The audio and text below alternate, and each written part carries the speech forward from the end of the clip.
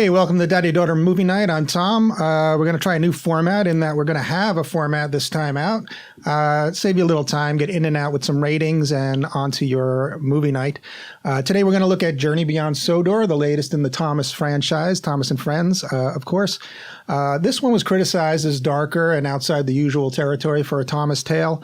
And it got dinged for that when it came out this summer, last summer, I should say, August of 2017. We were looking forward to it and then read some of the reviews, and they were saying it's a little more morose and darker and be careful. Honestly, on watching this several times with my 3-year-old now, that just makes it a little better for Dad. It's a little more complex, a little more interesting, and not all that scary for the little ones, especially ones who are already familiar with Thomas and Friends. So let's get to the plot. Thomas is feeling neglected and upstaged by his very vain friend James, and jealous, one morning he sets out and takes James's cars to the mainland where he's never been before. His adventure begins when he quickly finds himself lost, and this also begins a slightly unfulfilled series of references to The Wizard of Oz, which we'll get to in a little while. Thomas stops for help at a scrapyard run by 2 self-described experimental engines, the very perky Lexi, who's constantly doing imitations, and a nervous and self-doubting engine named Theo. Both engines consider themselves failed experiments destined to a future of useless service in the scrapyard before becoming scrapped themselves. That's your dark theme that people were talking about on the movie's release. But these engines do help Thomas refuel and get on his way and begin their own arc toward an improved self-worth. This duo is actually a trio, topped off by a 3rd experiment gone wrong, Merlin, an engine who misguidedly believes he can become invisible at will. Spoiler, he cannot. But it's a power which seems to liberate Merlin from the drudgery of the yard and lets him roam about the countryside, getting into all kinds of trouble. Okay, Thomas finds himself next at a local steel mill, understaffed and on the lookout for an engine to press into service. And that's where an engine named Frankie and her cohort Hurricane draft Thomas into service, or kidnap him, you might say, there's another dark theme there, to help them with their work. And it's here in this dark environment where you'll be doing most of your fast-forwarding as Thomas is held prisoner and fails to escape time and time again. But there is light at the end of the tunnel, and Thomas is finally rescued by Merlin and returns to the scrapyard and encourages the ragtag group to help him return to the mill and rescue James, who's now come looking for Thomas and been incarcerated there himself. The themes here are straightforward and somewhat powerful as the misfit engines gain self-confidence and realize their potential to take some control over their destinies and mount a successful rescue, all in service of the theme of trying, even when you doubt yourself, and doing your best and doing what is right. James is eventually rescued, and the misfits find a renewed purpose in helping out at the mill and making it run more efficiently, leaving Thomas and James to return to Sodor with a new understanding about teamwork and the dangers of selfishness, and in James's case, vanity. All in all, a worthy entry into the Thomas canon. This movie was finished in short order after the animation company went bankrupt, I had read, so I was expecting a big mess. I was pleasantly surprised overall. There are some messy moments of animation here. There are some squirrels at the beginning whose arms and legs don't seem to move as they climb down a tree. I was a little put off by that and expecting a lot more of that, but there are actually not a lot of moments where the animation suffers, and there are actually some moments of high achievement.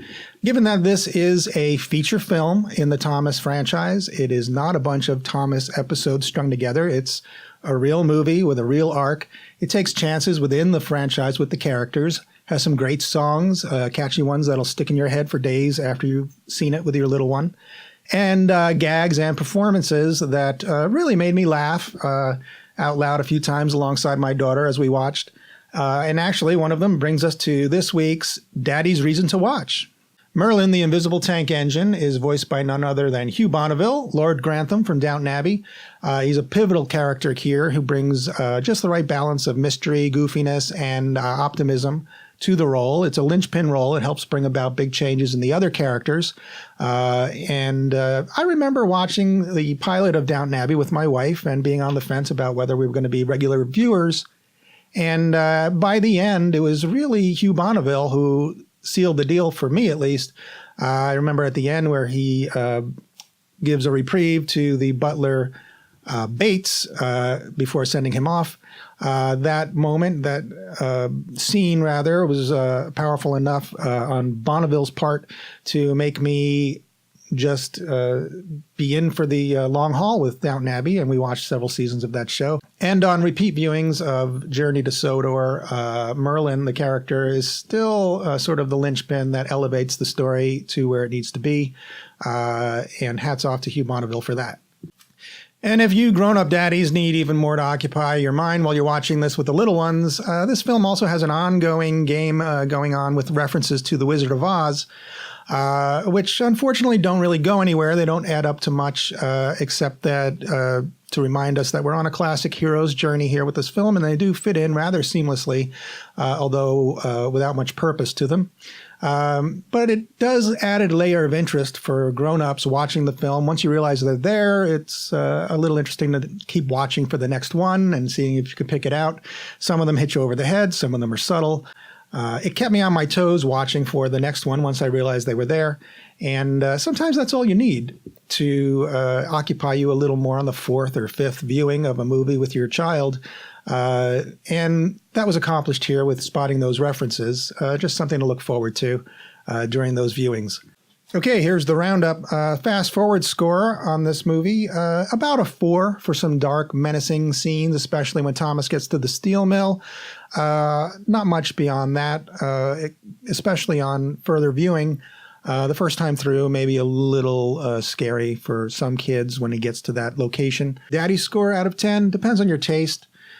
If you put it in context of other movies you love, this is maybe going to be a 5 or a 6, if 10 is your favorite Pixar movie.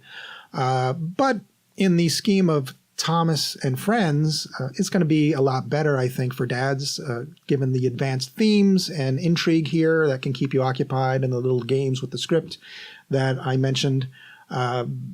I'm going to give it a solid 7. It's not too scary for the little ones, but does have some more advanced material thrown in there to keep you occupied. Artfully done, I think, so a solid 7 is fair. That brings us to a special mention of a character named Lexi in this film, who's voiced by Lucy Montgomery, who really elevates the fun to another level with her nonstop imitations and impressions. She seems to be having a lot of fun in this role, and you're not going to catch all of the references or voices that she does in this role on the first viewing, and that will make subsequent viewings with your little one that much more fun for you. And I almost called out Ringo Starr as always. That's another reason for dads of a certain age, at least, to watch these films. But Ringo was out after 2015, I found, in researching for the review, and the Liverpudlian accent on display with the narrator here is Mark Morrigan. One other note for parents about the character Theo. It's been noted that the Thomas franchise appeals to kids on the autism spectrum for their straightforward depictions of emotions on their faces.